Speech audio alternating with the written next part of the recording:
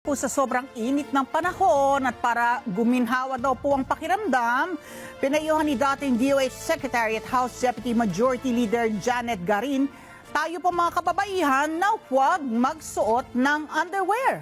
Para sa detalye ng ulat niya yan, may live report si Vic Sumenta. Paring Vic.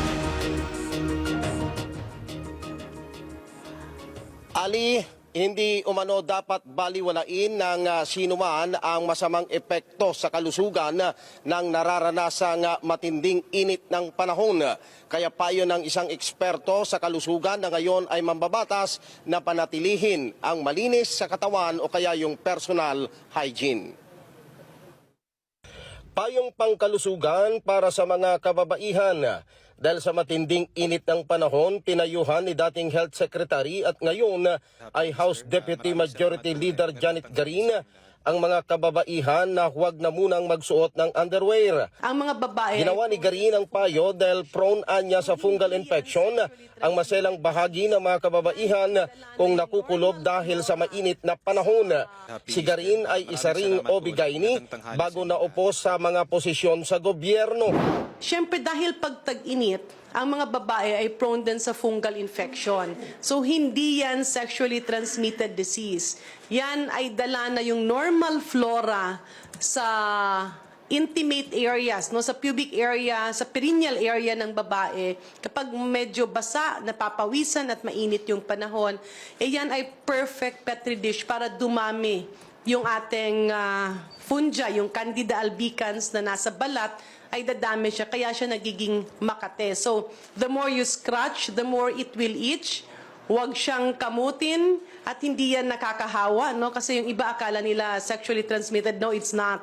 Ang importante doon, may gamot naman yan, but you have to keep that area dry. Payo ni Garin kung nasa bahay lamang ay magsuot ng komportable at tiyakin ang maayos na ventilation. Wala lang mali siya, no? Pero kung nasa bahay ka lang naman or matutulog, it's quite advisable na walang underwear pero nakapajama ka naman or naka-shorts. Yung ventilation na yan ay epektibo para mapigilan or hindi na lumala yung fungal infection.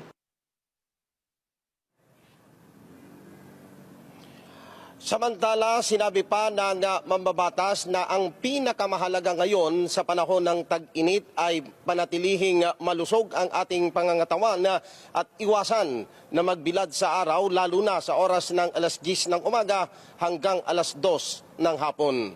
Balik sa inyo, Mamali. Paring Vic, may tanong lang ako sa iyo, bakit babae lamang ang pinapayuhan na huwag mag-underwear? Kayo buwang mga kalalakihan? Hindi rin pinapayuhan? Hindi kayo prone sa fungal infection?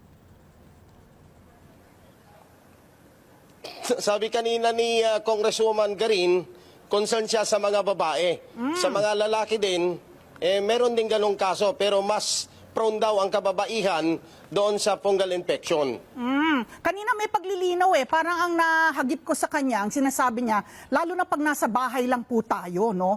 At wag na po tayong mag-underwear, pero ganun pa rin, meron pa rin tayong pajama o shorts. Paring Vic, maraming salamat sa iyong ulat.